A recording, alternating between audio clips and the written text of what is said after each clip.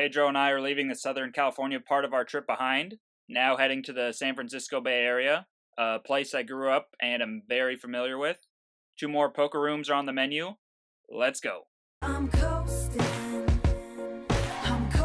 on a dream. I'm coasting. This one's for you and me.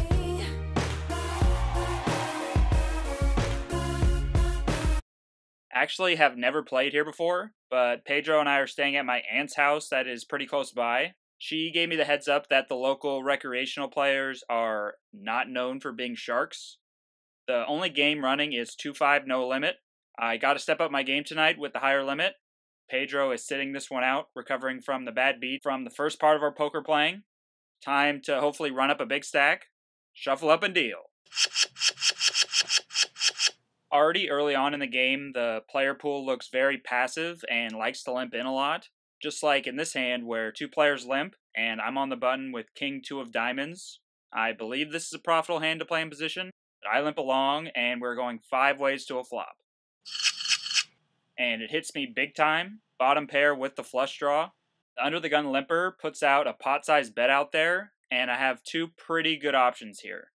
Raise and put some pressure on better current hands to fold, having plenty of equity getting it all in right here, or call and take advantage of having position playing turns and rivers. Out of position, this spot would really handcuff me, since even if I hit a flush on the turn, then I would have to rely on villain betting, or just leading myself and making it look like exactly like a hit flush. So I would elect to check raise in that scenario, but with the power position in this spot, I elect just to make the call. The calling station also calls in the small blind. He has already gotten his short buy-ins stacked and has been involved in just about every single pot. Turn is very good, top pair and bottom pair along with the flush draw. The same villain bets again for 50. I think raising is the clear option. The under the gun player has shown a lot of strength, and I don't want to see a scare card come on the river, or have him check fold if he missed his draw that he would have likely called here with 1 card to come. I make it 200 to put them all in. The small blind quickly gets out of the way. The villain goes pretty deep in the tank, but decides on a fold. Really wanted and expected a call there. Still off to a good start, and the action is also looking good. Next up in the big blind, pocket 3's in a perfect situation for him. 5-way limped pot, a common theme for play here at Pete's 881 Club. The set comes on a very wet coordinated low board.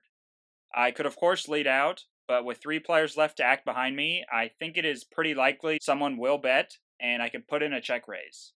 I do get a taker, and size up a decent raise because of the board texture, and get a call. Things get a little interesting on the turn, with the deuce of spades completing the flush. I'm not too scared of it though. It's just a bad card because it will scare villain out of calling with hands like 7-5, 7-8, or 7-9. Not sure if it's the best play, but I decided on a bet of 100. If he does have the flush, I'll be a 3-1 underdog and need the board to pair. He folds though, which I thought was very likely, showing me a 7. So that turn did possibly cost me some value. Familiar scene again, 4 limps ahead of me, in the small blind with King-Jack offsuit. Tough spot on deciding what the best action is to take.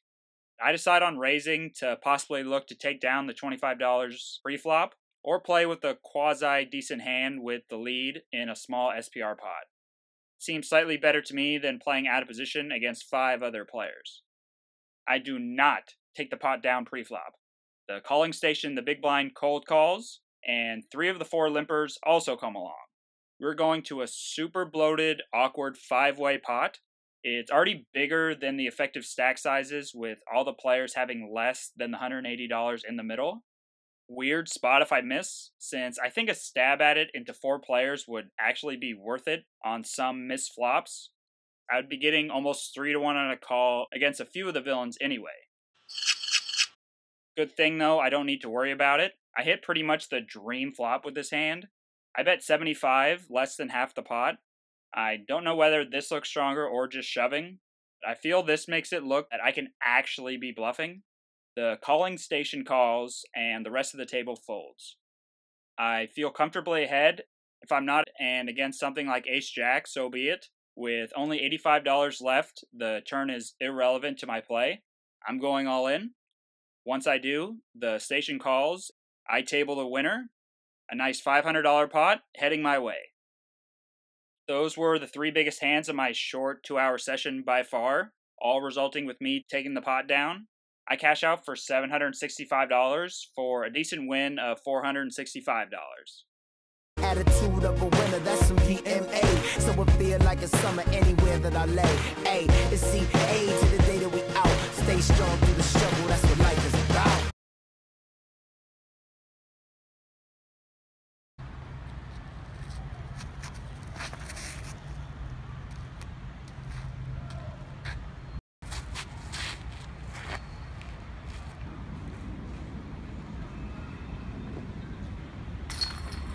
Alright, that's enough of San Fran. Back to poker. California Grand Casino. It is about 30 minutes from my parents' old house, where I grew up and played a bunch right after I turned 21, winning $10K playing mostly at the 2-3-5 game over my first 20 trips. My win rate reached a height of a crazy $75 an hour for 15 big blinds an hour. I thought I was Phil Ivey, but that time was about as good as somebody could run, and that level of success did not last long.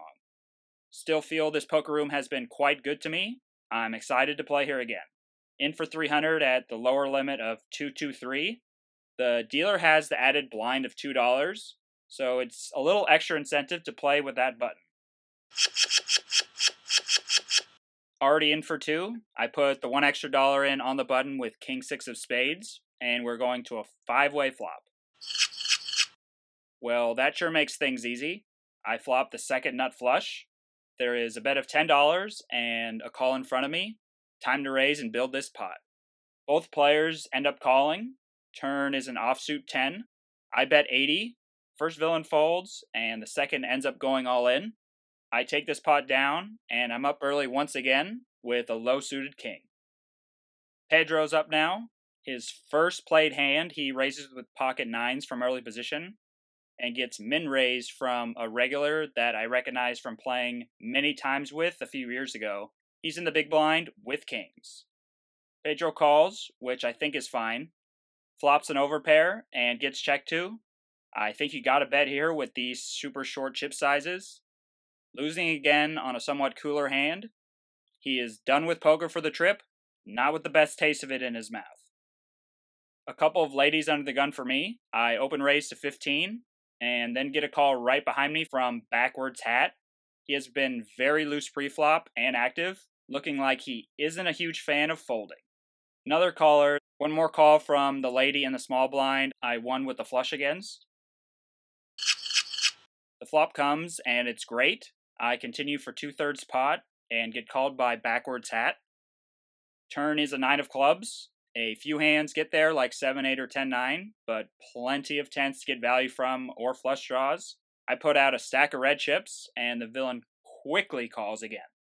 When the river does come and completes the flush, I think a bet is necessary because villain only has a third size pot left of $125. So that's what I do. I try to get value from top pair and shove. Sometimes he will have a flush, but I think it's worth it for the times he checks back and I miss value from a 10. He calls quickly once again. I take it down though, as he begrudgingly says he had a 10.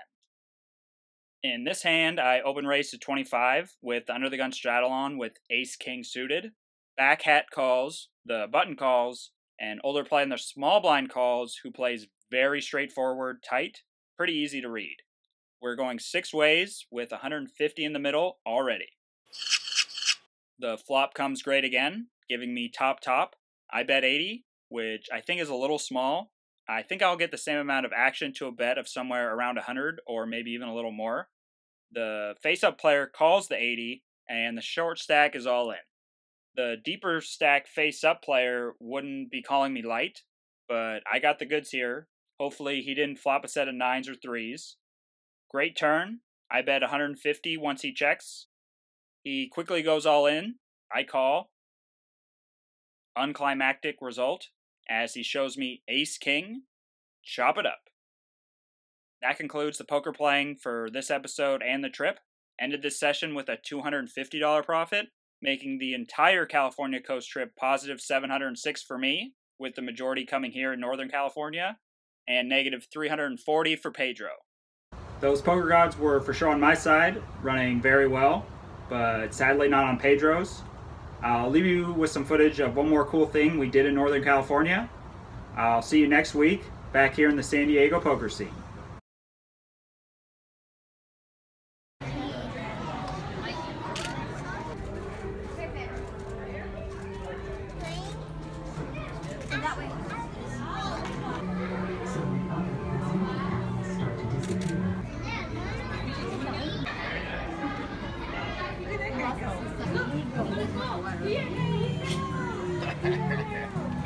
That was not a die.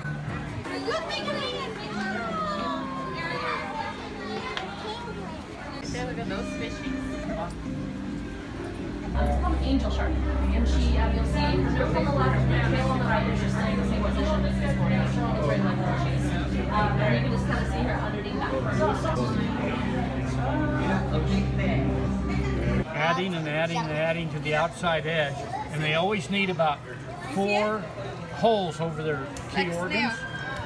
So as they grow, Firmly grasp it. Firmly grasp it! That ought to do it.